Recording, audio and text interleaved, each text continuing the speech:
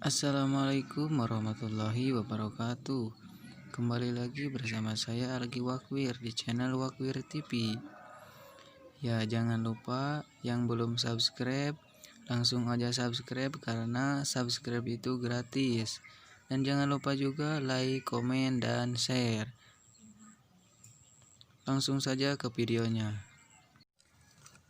Manajemen pemeliharaan pedet merupakan salah satu bagian dari proses menciptakan bibit sapi berkualitas. Diperlukan penanganan yang tepat mulai dari pedet lahir sampai dewasa. Salah satu manajemen penanganan pedet yang dinilai sangat penting diperhatikan sebagai penentu produktivitas ternak sapi adalah manajemen penyapian pedet. Diungkapkan dari berbagai sumber sebelum penyapihan, pedet sangat rentan terserang penyakit hingga menyebabkan kematian tinggi mencapai 50%. Yang pertama, waktu penyapihan yang tepat. Pedet didefinisikan sebagai anak sapi yang baru lahir hingga berumur 12-15 bulan.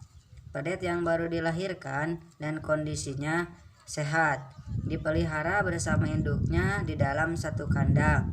Sumber makanan pedet untuk fase ini berupa kolostrum dan susu dari induk si sapi. Setelah beberapa bulan barulah pedet dapat disapi. Lalu kapan waktu yang tepat untuk penyapihan?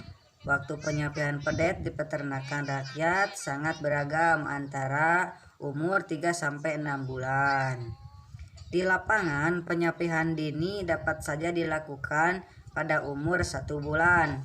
Namun, risiko kematian pedet tinggi dan pertumbuhan pedet akan terhambat akibat berkurangnya jatah nutrisi dari susu induk.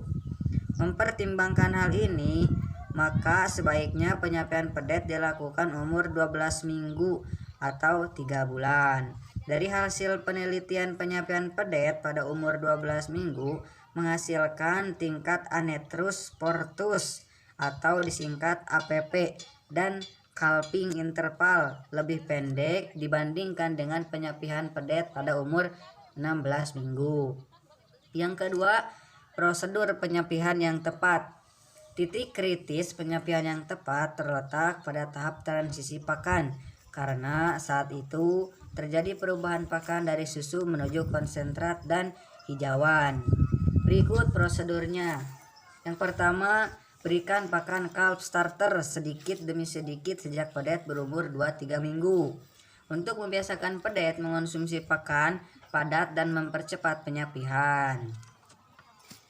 Yang nomor kedua, lakukan pula pemberian hijauan sejak pedet berumur 2-3 minggu untuk merangsang perkembangan rumen. Pilihlah hijauan yang berkualitas baik dan bertekstur halus. Contohnya rumput yang masih muda umurnya, jenisnya jenis rumput gajah atau setaria atau juga odot. Yang ketiga, berikan suntikan vitamin A, D, dan E seperti yang terkandung dalam produk AD 3E injection. Yang keempat, berikan program pemberian obat cacing. Yang kelima, ketika pedet menginjak umur 2 bulan, pemberian susu dapat mulai dikurangi sedikit demi sedikit dan pakan calf starter maupun hijauan mulai ditingkatkan.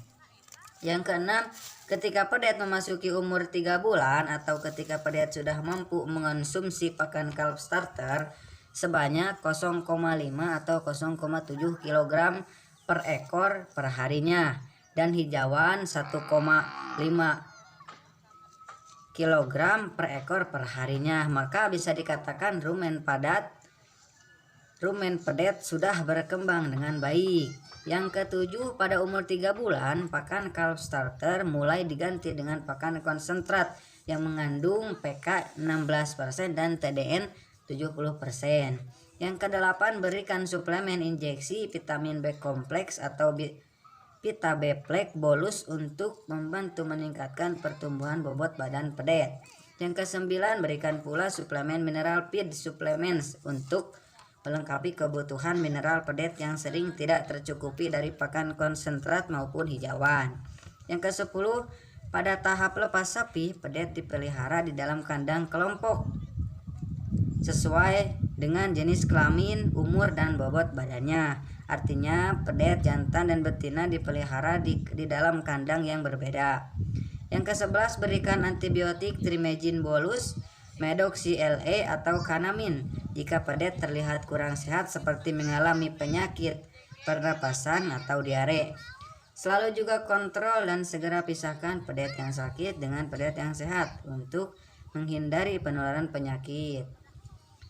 Sedikit yang dapat saya berikan. Semoga bermanfaat. Wassalamualaikum warahmatullahi wabarakatuh.